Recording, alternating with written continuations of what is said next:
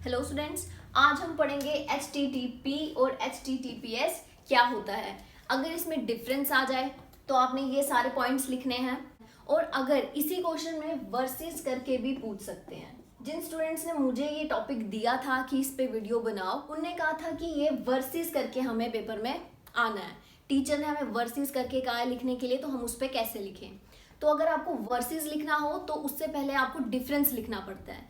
For example, जैसे आप लोग देखते होंगे UFC या रेसलिंग देखते होंगे, तो दो प्लेयर्स जब लड़ते हैं तो उससे पहले क्या होता है, उनका कंपैरिजन होता है, उनके फीचर्स बताए जाते हैं, उनका वेट कितना है, हाइट कितनी है, कितनी उनकी अचीवमेंट्स है, सब कुछ।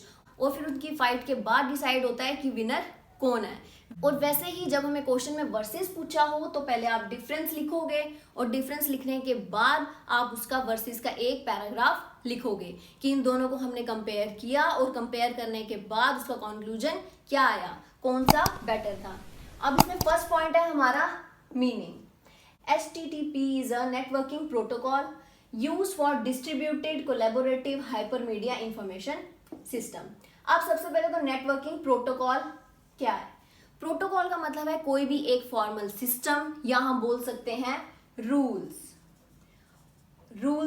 और नेटवर्किंग प्रोटोकॉल का मतलब हो गया जब मैसेज एक जगह से दूसरी जगह जाता है तो ट्रांसमिशन के दौरान बीच में कितने रूल्स हैं, क्या क्या चीजें उस पर लागू होती हैं। यूज फॉर डिस्ट्रीब्यूटेड, यहां से वहां मैसेज करना। हाइपरमीडिया का मतलब है ग्राफिक्स, टेक्स्ट, ऑडियो, ठीक है, वीडियो या डेटा हो सकता है। ये सारी चीजें जब हम यहाँ से वहां ट्रांसफर करते हैं, बीच में क्या रूल्स लागू होते हैं, उसे हम कहते हैं नेटवर्किंग प्रोटोकॉल।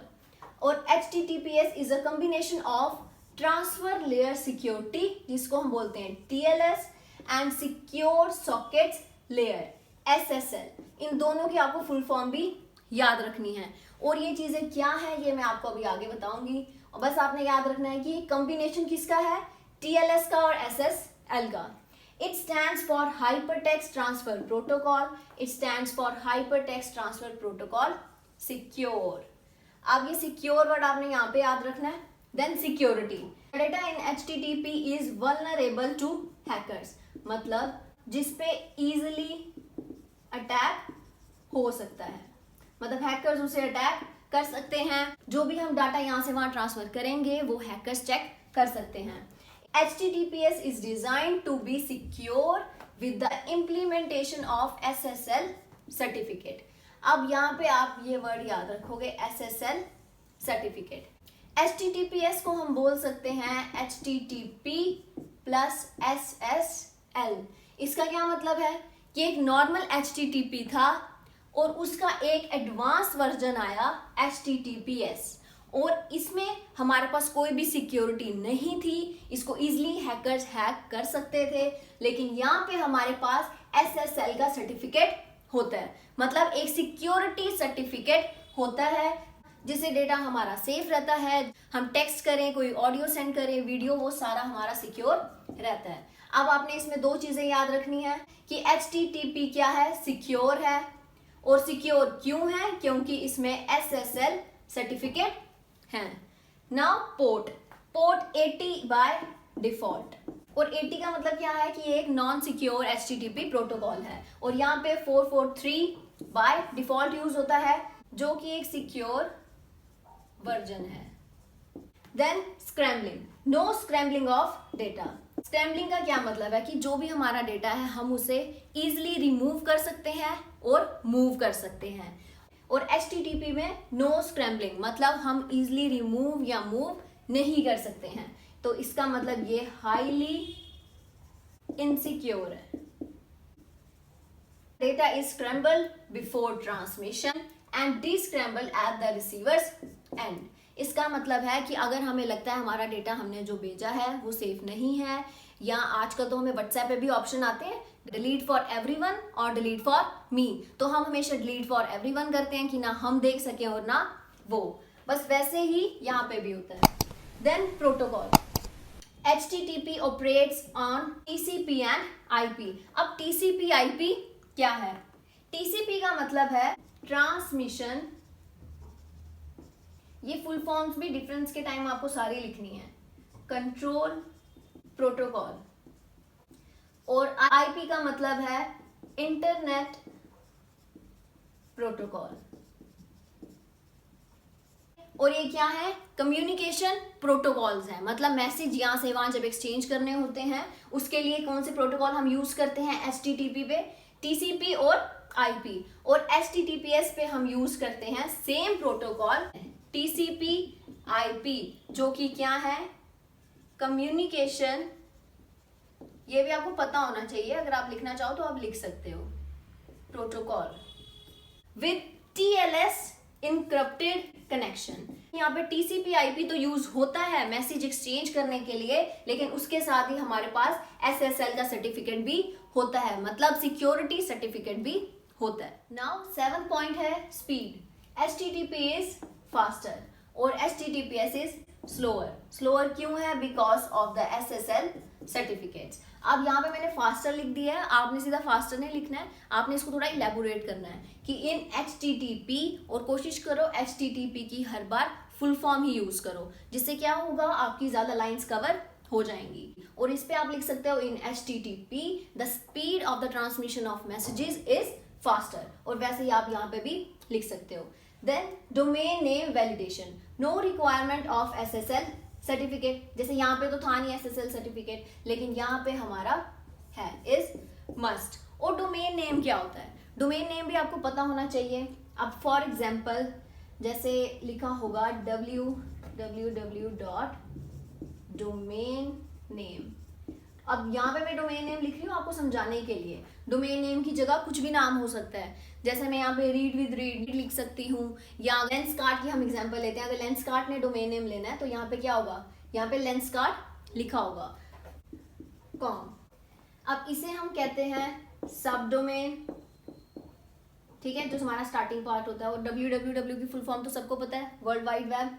और .com को हम कहेंगे टॉप डोमेन। और .com का क्या मतलब होता है, कमर्शियल एक्टिविटी। कमर्शियल एक्टिविटी कोई भी हो सकती है, लेकिन हमारा मेन डोमेन नेम क्या होता है, ये जो सेंटर पार्ट होता है, इसको हम बोलते हैं डोमेन नेम। अब यहाँ पे रीड विद रीड लिखा हो या लेंसकार्ट लिखा हो, या अगर आप कोई इंस्टीट्यूट कंपनी कुछ भी खोलते हो और आप उसका डोमेन नेम खरीदते हो तो यहाँ पे उसका नाम आ जाएगा। Then data encryption, not encrypted, और यहाँ पे आ जाएगा इनक्रप्टेड। और इनक्रप्टेड का मतलब क्या है, जो भी डेटा है या कुछ भी चीज है, वी कैन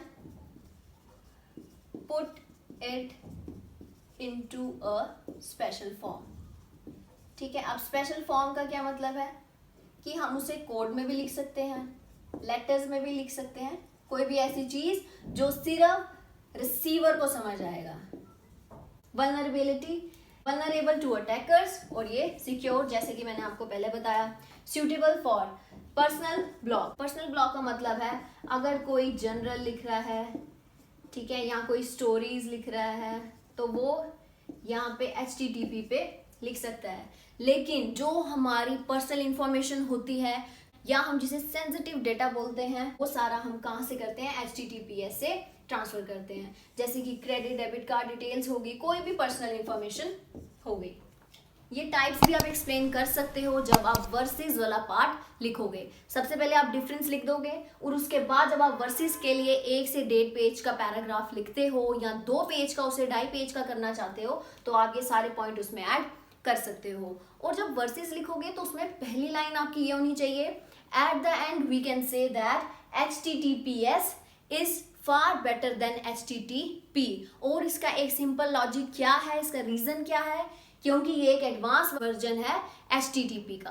फर्स्ट है हमारा domain validation, persons authentication. This ensures whether the person applying for the certificate owns the domain.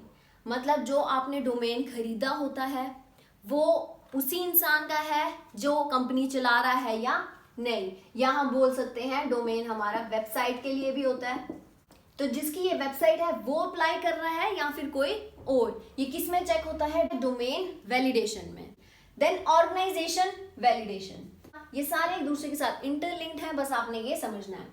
Not only validates the ownership, जो कि डोमेन वैलिडेशन में हो रहा था कि ओनर की ओनरशिप चेक हो रही थी of domain, but also identifies the owner. This means that an owner may be asked to provide personal ID proof documents to prove his or her identity.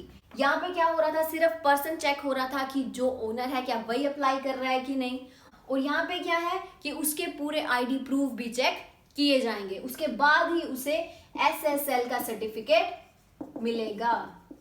Extended validation, it includes domain ownership, ये भी आ गया इसमें, then owner identification, organization validation भी आ गया इसमें, and verification of business registration documents. Person के साथ साथ जो चीज आप खोलने जा रहे हो, वेबसाइट हो, कंपनी हो, कुछ भी बिजनेस आप खोल रहे हो, उसके डॉक्यूमेंट्स भी चेक होंगे। Multi domain, if we have multiple domain, मतलब अगर आपके पास कंपनी एक से ज्यादा है, जैसे कि हम बोल सकते हैं 3-4 है, ठीक है, तब हम क्या करेंगे, मल्टी डोमेन SSL का सर्टिफिकेट खरीदेंगे, जिसमें हमारे 3-4 डोमेन कवर हो जाएंगे।